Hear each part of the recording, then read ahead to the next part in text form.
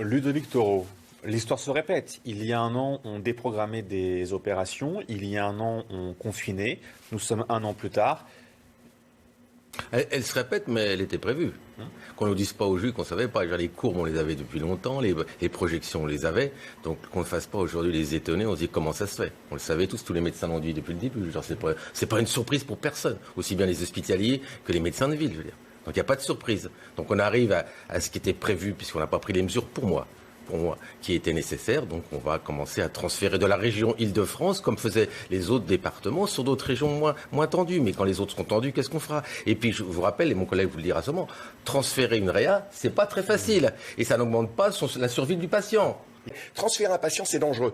Nous, ce que nous préconisons, là, il y a un débat entre médecins, c'est plutôt que de transférer des patients, transférer du personnel. Oui, juste pour vous répondre, on ne pouvait pas prévoir. Je vous rappelle que depuis le début, tout le monde dit que l'immunité collective est à 70 ou 80. En effet, le Covid a accéléré. Mais chère madame, il y a 6 mois, on était à 12%. Donc on savait très bien qu'il fallait arriver à 80%. Ne me dites pas qu'on ne savait pas. C'est une logique virale. Mais vous ne saviez pas pour le variant, par exemple. Non, mais écoutez-moi, je crois que vous ne m'avez pas entendu. Je répète ce que je dis. Pour arrêter une pandémie, il faut une immunité collective, que ce soit vaccinale ou de personne à personne. Nous étions, il y a 6 mois, à 12%. On savait que ça allait continuer.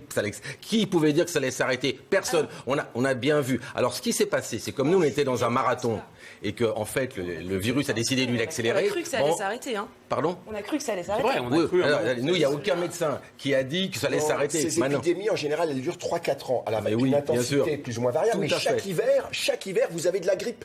Et que ce soit le coronavirus. J'entends, mais la communauté scientifique n'est pas. Mais ce qui est incroyable, quand même, lorsqu'on vous entend ce matin, c'est qu'on n'a pas l'impression qu'on combat un virus, qu'on court après un virus, on court après un manque de lits. C'est ça la réalité des choses. On court avec un manque de lits, un manque de vaccins. C'est-à-dire que c'est un manque de décision globale. L'enjeu, c'est la vaccination. Mais c'est aussi les deux. Bien sûr, mais si aujourd'hui on avait le nombre de lits nécessaires pour accueillir celles et ceux, et le moins possible bien sûr, qui devraient aller en réa. Il faut vacciner au maximum. Des capacités. Vous pouvez rire, messieurs. La vérité, c'est que. Mais non, mais attendez, c'est votre phrase. Le président a raison. Du président, il tape du poids sur la table et puis ça suit pas. Bien sûr, vous n'allez pas dire que le président n'a pas raison. Alors là, vous reviendrez plus sur un plateau. J'espère vous êtes d'accord sur le fait qu'il faut vacciner tant que possible. Mais c'est même pas la question qu'on vous a posée. La question, c'est pendant 3 semaines, monsieur le Premier ministre nous a dit qu'il n'y aurait pas de vaccin AstraZeneca. Maud Bréjon, allez-y, répondez à ma question. Allez-y. Ou alors vous travaillez chez CNews. Allez-y, non, pas encore. Allez-y, Maud Bréjon. Pas encore. C'est la scoop d'aujourd'hui. Non, mais effectivement, il faut vacciner tant que possible en fonction des approvisionnements de vaccins. Non, il faut augmenter les approvisionnements. Je peux terminer, messieurs, je vous embête pas. Il y a 22 millions de doses qui vont être livrées. Il y a 22 millions de doses qui vont être livrées en avril. Il y aura 10 millions de personnes vaccinées mi-avril, 20 millions mi-mai. Et c'est ça l'objectif. Il y a 300 000 personnes, c'est un record encore une fois, qui ont été vaccinées hier. On continue ce week-end. Et moi, j'entends les gens qui disent, et vous l'avez dit, il faudrait plus de doses. Mais moi aussi, je préfère quand il fait beau.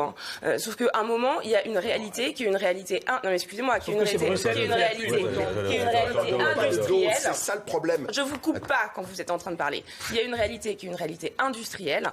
Et donc, on gère effectivement cet approvisionnement de vaccins-là. C'est vrai qu'à un moment donné, si le labo il dit on vous livre pas le nombre de doses que vous avez commandé, moi quand je commande 3 bouteilles et m'en livre qu'une, je suis victime. D'accord. Alors on n'est pas dans le même domaine. Je vous rappelle quand même que la présidente de la Commission européenne, on s'est dit on s'est planté, on a été des bisounours. Elle l'a dit elle-même. Donc elle a avoué sa faute. Petit 1. Petit 2, l'Italie a déjà signé avec la Russie sur le Sputnik. On n'a pas bougé. On est en train de dire qu'on va... L'Italie confine, il déconfine et là il reconfine Oui, mais attendez. Il reconfine sur les taux qui sont même inférieurs au pays et aux nôtres, sur la région. Mais attendez, on va peut-être pas les...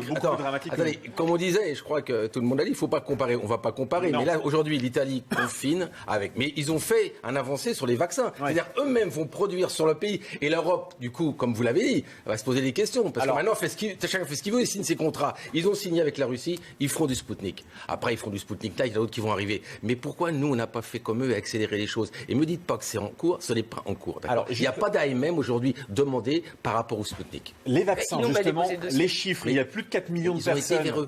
L'Italie a été les voir. Pourquoi elle ne va pas les voir? C'est pas le seul, c'est le seul pays européen qui a fait ça, d'ailleurs. Oui, mais ils le font tous parce qu'ils se rendent compte que là, et même, attendez, le Janssen, il vient nous annoncer déjà Ils ont eu une MMM, on aura du retard. C'est-à-dire que l'avantage, Astral a fait déjà qu'on avait signé et tout, eux ils le font déjà, ils vous préviennent de toute façon, on va signer, on aura du retard. C'est le petit déjeuner, donc je vous assure, vous pouvez continuer à prendre votre jus d'orange ce matin. Et si vous avez mal à la tête, vous pouvez prendre du Doliprane encore aujourd'hui, il faut rassurer quand même un peu les gens. Maintenant, pour une fois, je vais être d'accord avec vous. Oui, comme vous dites, vous pouvez mettre le sourcil, d'accord. C'est qu'en effet, ils ont tenu bon au niveau du gouvernement en disant continuez à vacciner, continuez, parce que c'est un vrai scandale médical. 30 sur 5 millions, c'est quoi cette histoire? Des maladies thromboemboliques, il y en a 50 000 à 100 000 en France. Et il y a 10% qui en décèdent, d'accord. Donc voilà, je comprends pas. Sauf que hier, quand on est sur les centres de vaccination, les gens qui avaient pris rendez-vous, à 10%, ils sont pas venus. Ils ont annulé, bien sûr. Voilà, mais alors, si vous voyez, c'est tout ça qu'on alimente. Et en même temps, docteur, on ne peut pas leur en vouloir. Mais je leur en veux pas du tout. Je leur dis tout simplement que si des fois il s'avérait, mais on est loin du compte avec ce ratio de 30 à 5 millions, mais c'est même, on va faire une étude, on va voir ce qui se passe. Ça trouve des gens, ils avaient déjà des pathologies et tout ça, et on va se retrouver avec un retard supplémentaire par une com. On peut rien faire, c'est des pays européens, il y a même l'Italie qui l'a fait, d'accord, donc des pays tout proches de l'autre, pas seulement les pays du Nord. Donc je pense que c'est une erreur, on a bien fait, et je remercie pour une fois le gouvernement d'avoir maintenu sa position sur ce vaccin. Ludovic Toro, lorsque vous entendez Dominique Attias, qui est ancienne vice-bâtonnière au barreau de Paris, nous expliquer que ces violences, elles n'existent pas, que les médias aussi ne les provoquent pas, bien sûr, mais lorsque les jeunes voient ça, ils veulent avoir aussi leur vidéo, peut-être sur CNews demain matin, il faut en être aussi totalement conscient. Vous êtes maire, vous dites quoi ce matin? Parce que c'est la une du Parisien aujourd'hui en France, c'est 2 pages ce matin, et on voit que le phénomène, quand même, est quand même très préoccupant. Elle n'a pas dit que ça n'existait pas. Non, on dit depuis, exactement. On parlait de général de Gaulle, tout ce que vous voulez. Moi, j'ai été jeune il y a très longtemps. J'ai été dans le lycée public de Seine-Saint-Denis. Excusez-moi, c'est pas du tout le même niveau. Il n'y avait pas des bandes comme ça. La violence a toujours existé. Et quand on est en puberté, on est un peu plus agressif que les autres. Mais ce n'est pas du tout à ce niveau. Par contre, c'est une progression régulière qu'on découvre pas. Mais aujourd'hui, le fait aussi du Covid a donné quelque chose d'anxiogène. Je veux dire, ça a quand même fermé les choses. Donc, ce coup-là, ça expose un peu plus. Alors, on dit, c'est à cause des télés, à cause de tout ça. Et oui, mais on est dans l'air du temps, on va pas tout couper. Comment on fait? Donc, maintenant, il faut voir une chose. C'est qu'aujourd'hui, il n'y a pas eu... Vous avez vu ce jugement-là de 2 ans avec sursis, 9 mois de prison ferme qui ne sera pas fait. C'est un message catastrophique. Il faut, je pense, modifier la loi. Il faut que les peines qui soient dites soient appliquées, même à hauteur de 8 mois. Ou 8 ou 9 mois. Vous voyez ce que je veux dire? C'est-à-dire que personne ne va en prison en dessous de 2 ans. D'accord? Cette loi a été mise en place, je pense que c'est une catastrophe, parce que plus vite on pourra bloquer les gars. C'est pas une petite chose. La personne disait on va tuer de la police, on va faire des choses comme ça. C'est pas rien, quoi. Il y a eu des actes avec. Alors on nous a dit qu'il était sous l'emprise de la drogue, je veux bien, mais il y en a même quelques-uns en France qui sont empris de la drogue. Je m'excuse, il va falloir appliquer les peines, même quand c'est des peines qui sont à 8 mois, 9 mois, 10 mois, et jusqu'à 19 mois ou 21 mois, c'est tout. Monsieur Toro, allez-y, pour conclure sur ça. Du coup, je me rappelle ma jeunesse, et je me dis, c'est vrai que c'était il y a 40 ans, et il y avait des bandes qui, sur le centre Créteil-Soleil, on m'avait appelé, il y allait, viens, on va y aller. Donc je me rappelle très bien de ça. Et puis moi aussi, j'ai fait des bêtises quand j'étais jeune. On a tous fait des bêtises, mais on avait une peur bleue du père, de la mère et de la police. Voilà, on a tous fait. Moi, quand je voyais le policier arriver, mais voilà, j'ai pas fait de prison. Mais c'est vrai que quand la police arrivait, on arrêtait. Ah, mais on avait même peur. On avait peur. Donc, si vous voulez, la jeunesse, on fait tous des petites bêtises, des trucs. Voilà. Après, il faut savoir s'arrêter. Aujourd'hui, là, c'est pas cette peur. Il y a un besoin de confrontation. C'est-à-dire, qui cassera plus de police? Qui ira au-delà? C'est une échelle, et c'est vrai. On le voit depuis 2 mois. Tous les jours. C'est tous les jours. Quand c'est que ça va arrêter? Maintenant, je vais poser une question à Madame la bâtonnière. Madame la bâtonnière. Rapidement, parce qu'on est très en retard là. Oui, vite.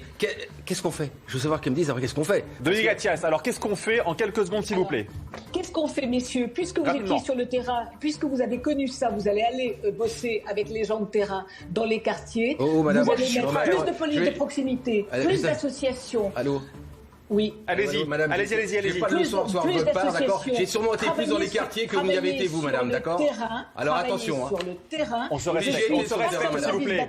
Je suis avocate d'enfants. Tous les jours, je suis sur le terrain avec ces jeunes, avec les éducateurs, avec la protection judiciaire de la jeunesse, avec les associations de rue. Redonnez-leur des moyens. Quand on parle des moyens, c'est pas pour construire des CEF où il n'y a pas d'éducateurs dedans qui sont compétents. Et 3 sociologues. Merci beaucoup, Dominique Attias. Merci beaucoup d'avoir été avec nous ce matin dans la matinée.